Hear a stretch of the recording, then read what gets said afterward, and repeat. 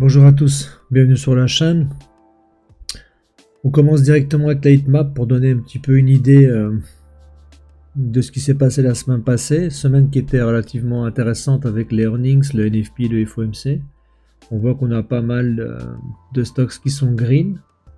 Donc clôturé green, Apple qui jeudi avait ses earnings qui, malgré qu'ils étaient les moins bons depuis quelques temps, a connu un rebond. Maintenant, je dis ça parce que c'est ce qui est noté partout sur le web, mais de mon point de vue, voilà, on était à la sell side qu'on avait désigné depuis un petit temps. Il l'a prise, il a conso et on a eu un retour bullish dans la chart actuellement.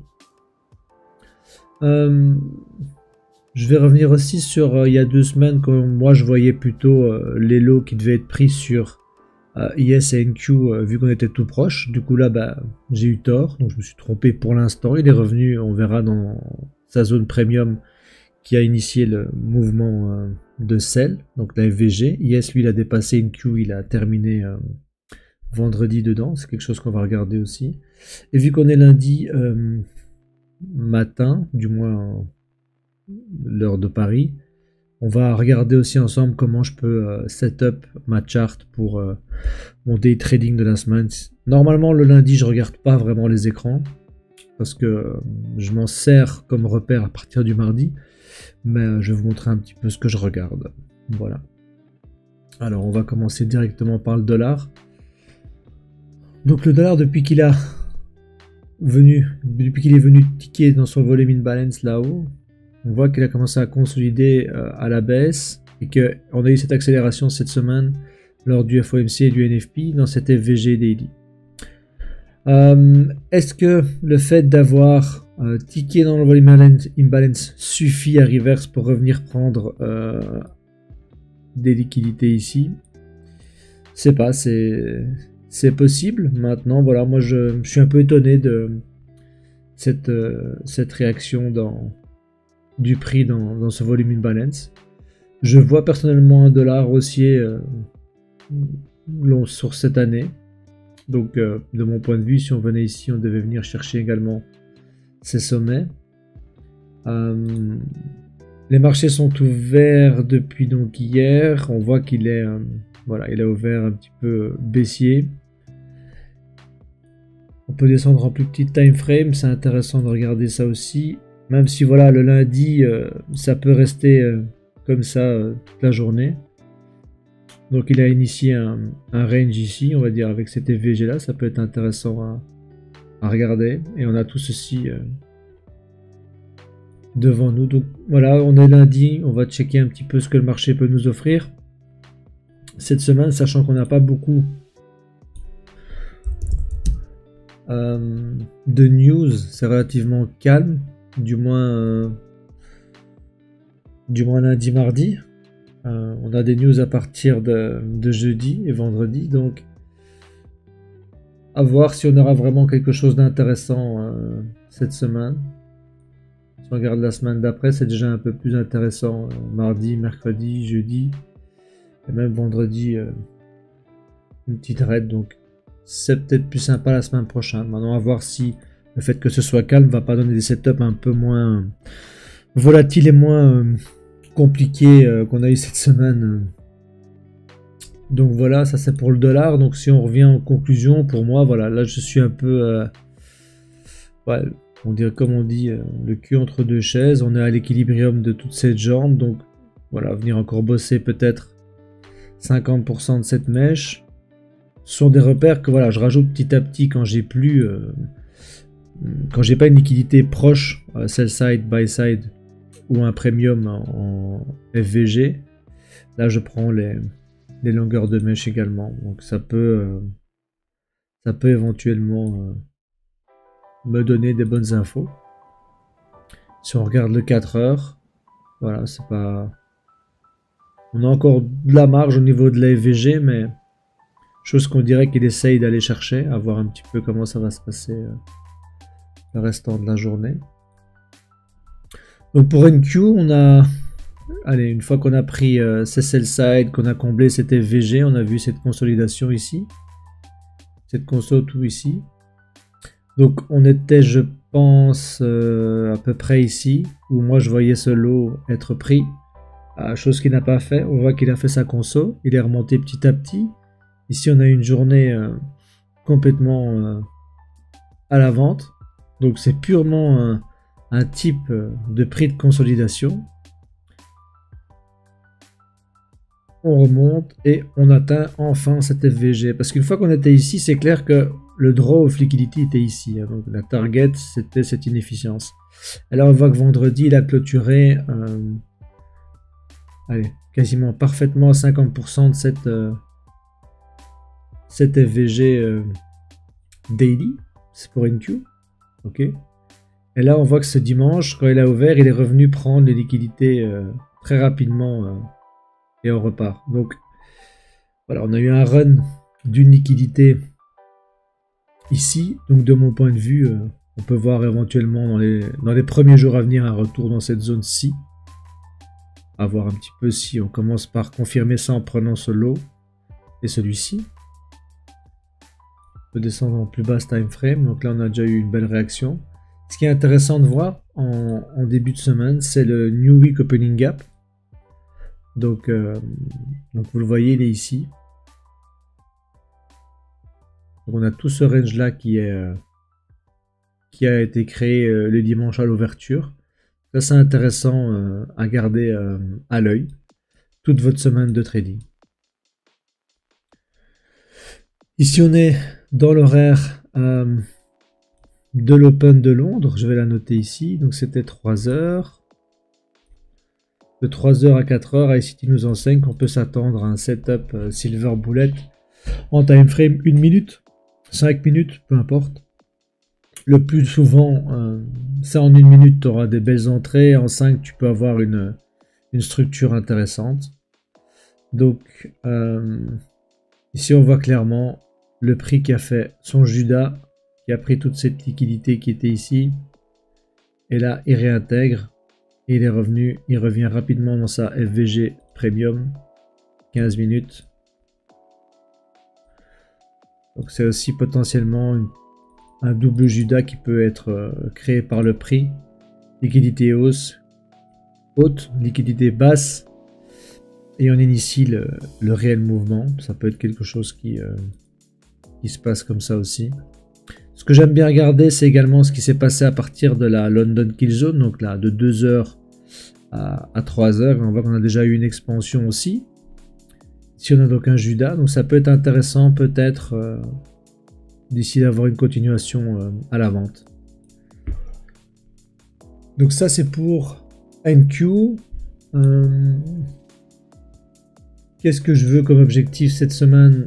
Bah, déjà, je veux commencer par voir s'il sort de cette FVG en respectant les 50%, ou si, comme Yes, il va dépasser et aller plus haut. Donc ça aussi, je vais mettre maintenant.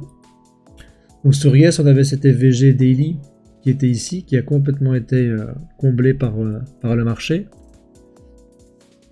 Du coup, vu que je n'ai plus de repères institutionnels en termes de FVG ou de low ou de high, je prends, de mon point de vue, 50% des mèches qui ont initié les mouvements et qui m'entourent. Donc ça, c'est en daily. Là, on voit que par contre, le Yes, les 50% de sa mèche, c'est relativement intéressant. Vu qu'on a cette FVG qui n'a pas encore été revisitée ici en 1 heure, c'est plutôt pas mal. Donc voilà, je vais un peu voir comment on va s'en sortir ici, si on travaille cette zone basse ou pas. Si on compare le New Week Opening Gap de IS et de NQ, on voit déjà par exemple que NQ, IS est moins bearish. Bon, faut dire aussi que c'est pas lisible. Mais IS à Londres est beaucoup moins liquide, donc voilà, en 2 minutes on a déjà quelque chose de entre guillemets lisible, même si c'est affreux. On va le mettre en 5, ça passera déjà un peu mieux. Donc le NQ lui a été beaucoup plus violent, vous avez vu la différence. Et également le New Week Opening Gap qu'on a sur la chart qui s'est créée cette semaine, donc qui va être intéressant ces semaines-ci et les semaines à venir. Donc voilà, on est lundi. Pour moi, le prix a fait la semaine passée une console retour premium. Donc oui, j'avais... allez, de mon point de vue, je voulais prendre Cello sur IS. Il l'a pas fait, ok, pas de problème. Il est revenu ici en premium. Maintenant, voilà, le fait qu'il ait défoncé cet EVG Daily me donne quand même l'envie d'être un peu plus bullish plutôt que prévu. Donc je verrai si ces premiers jours vont me confirmer cette tendance ou alors on a réellement juste ce qui était mon premier avis retracé, on a corrigé pour mieux redescendre légèrement et enfin ensuite initier un run bullish. Ici c'est pas mal, c'est la time frame en 3 jours. Donc on a une belle FVG 3 jours aussi. Au niveau du weekly, pour l'instant, on respecte presque l'order block. J'ai envie de dire, ce serait intéressant de venir à nouveau bosser cet order block. Donc on voit qu'on a de la marge. Hein. Si on regarde à droite, on a quand même encore facilement à la grosse touche 100 points devant nous. Donc ouais, ça va être intéressant. Je reviens pas sur les discours de la Fed, des chiffres NFP, etc. parce que voilà, ça m'importe peu réellement. Donc voilà, on va peut-être passer un peu sur les stocks. Donc Apple, qu'est-ce qu'on a? On va le mettre en daily, weekly. Donc on avait cette sell side qui a été timidement taguée, qui nous a offert une réaction relativement intéressante pour combler ces gaps et revenir bosser son order block daily. Il a vraiment bien... weekly, pardon. Il est vraiment bien rentré dedans. Donc on voit que de jeudi à vendredi, on a eu ce gap qui s'est créé réellement. Donc intéressant à voir un petit peu la réaction. Je pense que cette semaine sera intéressante. Il va peut-être consolider les premiers jours. Microsoft également, il est venu déjà prendre une sell side. Donc c'était des equals. En même temps, on avait une FVG qui était ici en dessous. Si on regarde, on a ici ceci. Et alors ici là. C'est intéressant. Un peu le même type de prix que Apple. Gap certes moins élevé, moins grand. Mais ces earnings étaient, par contre, lui, ils étaient ici le 25 avril, donc c'était déjà il y a une semaine. Donc, on voit quand même un gap encore une fois ici. On voit un gap également chez Nvidia. Donc, le fait que Apple ait réagi de cette façon, c'est une chose, mais ils ont tous réagi de cette façon-là. On est un vendredi. On a atteint notre target sur les indices américains, du moins sur le NQ, le vendredi. Ce qui coïncide à cette accélération potentiellement. Donc je suis curieux un petit peu. Voilà, pour moi ça reste un prix de conso. Il faut vraiment... voilà, ça c'était intéressant à voir. On est revenu. Donc non, est-ce que c'est la deuxième expansion? Peut-être qu'on va venir retester les sommets. Why not? Comme je dis, on a peut-être retracé le strict minimum et on est reparti plutôt bullish. Ouais, ETH, c'est vrai que là, j'avais un trade qui tournait, ouais, donc je l'ai préparé. Donc, je vais le mettre en 4 heures et je vais donc, voilà. Ça, c'est le trade que j'ai pris dimanche matin. Ouais.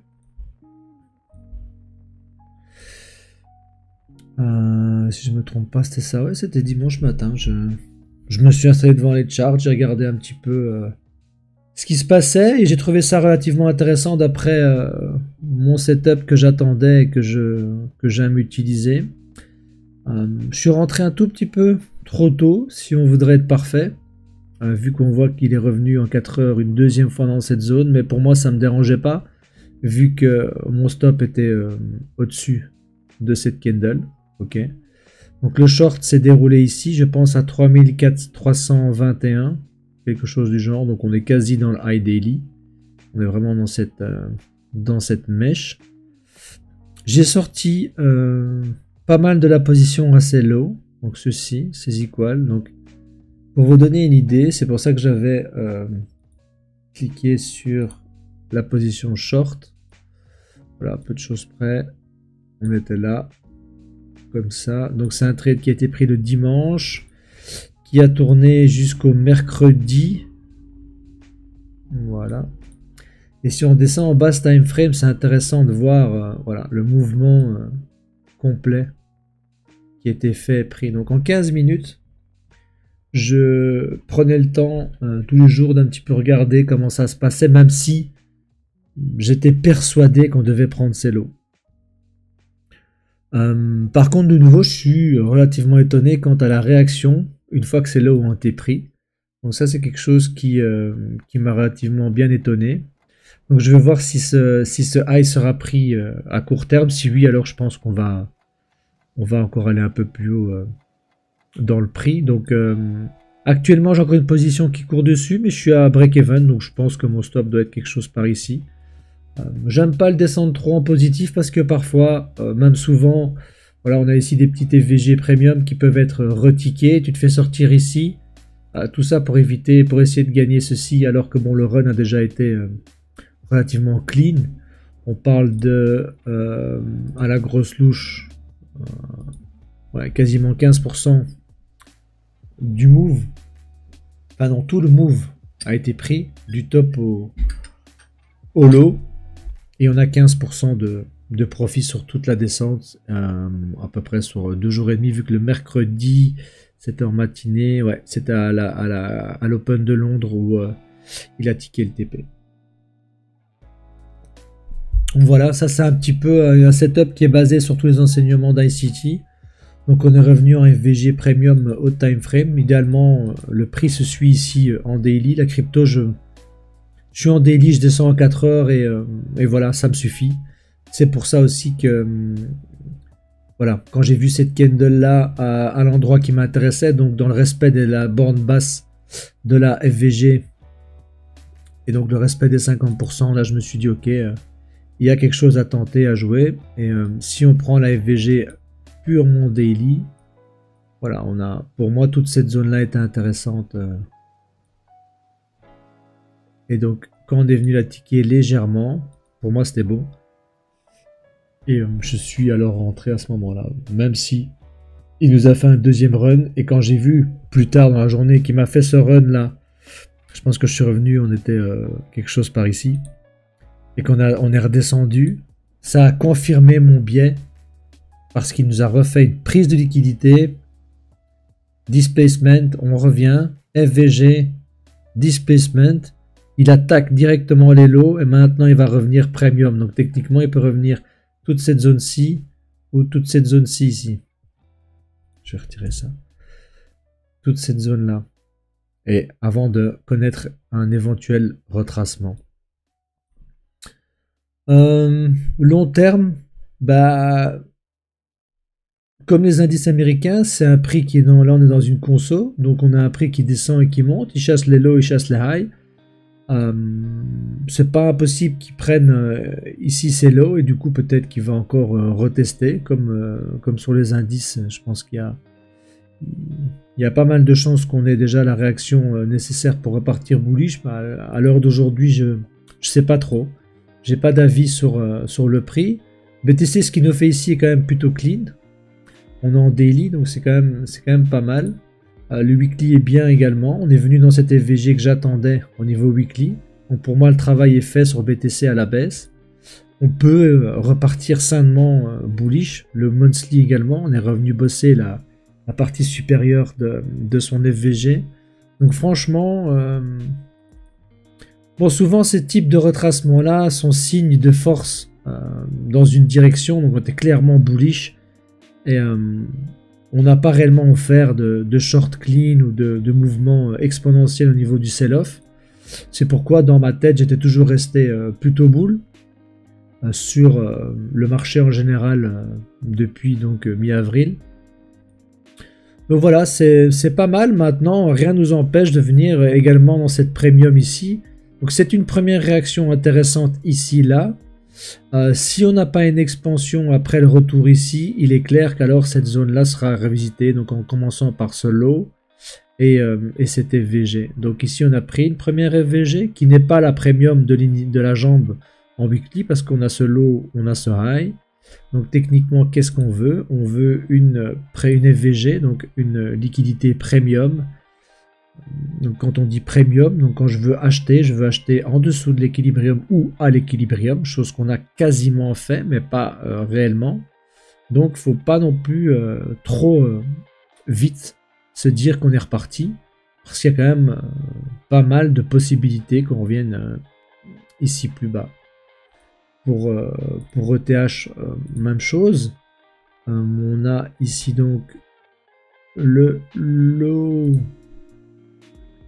qui est ici. On a celui-là, vous pouvez prendre celui-ci ou celui-là. Pour moi, c'est des equals, donc je préfère rester sur celui-là. On a ce high, ce low, ce high, ce low, ce high. Et ici, maintenant, on a ce low. ETH lui est venu relativement tiquer dans sa FVG Premium. Donc, est-ce qu'il devient plus fort? Probable. Ça, c'est vraiment une zone Premium pour lui. Parce que si on prend l'autre fib de... voilà, on est à 0,62. Donc, c'est...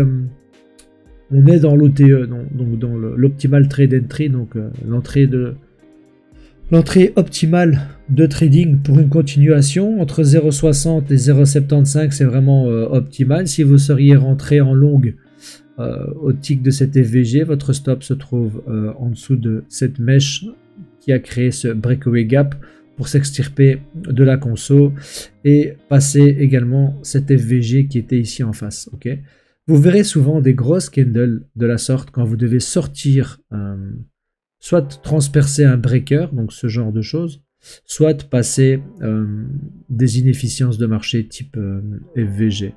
Donc pour l'instant, c'est intéressant ce qui est en train de se passer. Là, je suis en 3 jours. J'aime bien cette time frame sur la crypto et on voit qu'elle est plutôt clean. Parce que quand on voit le 3 jours, on voit qu'ici, on a quand même cette premium qui l'est aussi. Maintenant, cette candle-là a son rôle en termes de conso. Donc, quand on passe en daily, on voit ici, voilà, ça, c'est quelque chose d'intéressant, toute cette zone-là, et on est revenu dedans. Un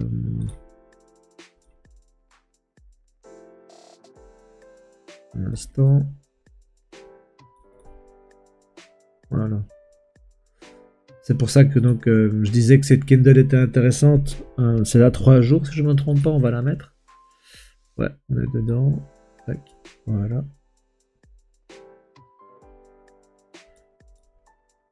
Donc c'est voilà, une zone intéressante. On est resté dans la zone haute de cette candle, donc au-dessus de 50%, ça reste bullish. Maintenant, voilà, je trouve que c'est pas une réaction idéale au niveau de la force, mais voilà, on verra un petit peu ce qui peut se passer cette semaine. C'est tout pour moi, ouais, c'est tout. On a fait un tour. Voilà, si vous avez des questions, n'hésitez pas, soit en commentaire, soit en mail. Je vais rajouter l'adresse mail dans la chaîne. Voilà, ça peut peut-être vous permettre, que ce soit sur l'apprentissage d'ICT ou un besoin de confronter votre lecture. Je veux bien, si j'ai du temps, je promets pas de répondre dans les 24 heures, peut-être au début, mais après ça peut prendre du temps. Donc n'hésitez pas à envoyer un mail, poser vos questions. Je suis toujours à l'écoute et prêt à aider. Passez une bonne journée, une bonne semaine et à plus.